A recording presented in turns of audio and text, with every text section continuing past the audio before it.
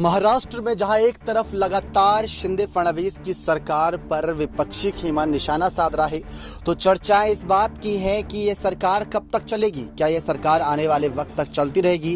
क्योंकि विपक्षी पार्टियां दावा कर रही हैं कि कैबिनेट विस्तार के बीच हलचल होगी दोबारा से। जी हां, दोबारा से, यानी कि जब दूसरा कैबिनेट विस्तार का गठन होगा तो यहाँ पर बहुत ज़्यादा सुगबुगाहट, नाराजगी की सामने आएंगी।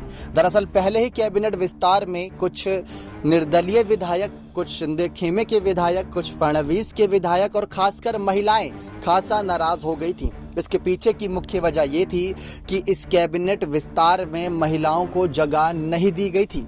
जितने भी मंत्रियों की नियुक्ति की गई, जहां 9 शिंदे की तरफ से, 9 फडणवीस की तरफ से, दोनों को 50-50% की हिस्सेदारी दी गई। यहाँ पर जो बड़ी बैठकें हुई और शिंदे और फडणवीस को मिलाकर टोटल 20 मंत्रियों ने शपथ ली, लेकिन एक भी महिला का नाम सामने नहीं था। सुप्रिया सुले ने निशाना साधा, पंकजा मुंडे ने ये तक कह दिया था कि शायद हम में कोई कमी है, इसी वजह से हमें इस काबिल नहीं समझा गया, हम अपनी कमियों को सुधारेंगे।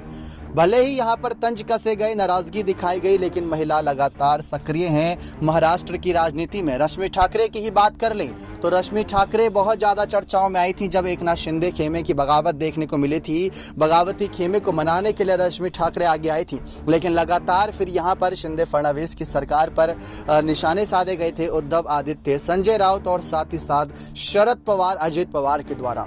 लेकिन महिलाओं को पहले कैबिनेट विस्तार में जगह नहीं मिली। दूसरे कैबिनेट विस्तार को लेकर चर्चाएं थी कि विधानसभा सत्र खत्म होने के बाद ही दूसरा कैबिनेट गठन होगा, लेकिन फिर भी ये गठन नहीं हुआ और अब नवरात्रि तक की खबरें हैं। अब यहाँ पर कह सकते हैं अभी कृष्ण जन्माष्टमी गई, फिर गणेश उत्सव गया, अब बारी नवरात्रि की रहेगी, तो देखते हैं नवरात्रि तक क्या यहाँ पर कोई गठन हो पाएगा। और महिलाओं को लेकर लगातार बात की जा रही है कि कोई ना कोई ऐसी महिला होगी जो शिंदे फडणवीस की सरकार पर जरूर दोबारा निशाना साधेगी अगर उनको गठन में, यानी कैबिनेट की बैठक में जगह नहीं मिलती है मंत्रिमंडल के अंदर। तो सवाल ये बहुत बड़ा है कि कैसे यहाँ पर दूसरा कैबिनेट विस्तार किन आधार पर किया जाएगा, क्योंकि 39 विधायक शिंदे के पास हैं, जिसमें से 10 ने शपथ ले ली है, 29 अब भी बचे हैं, और 106 विधायक यहाँ पर बीजेपी के पास है, जिसमें से 10 ने शपथ ली, 96 अभी भी बचे हैं।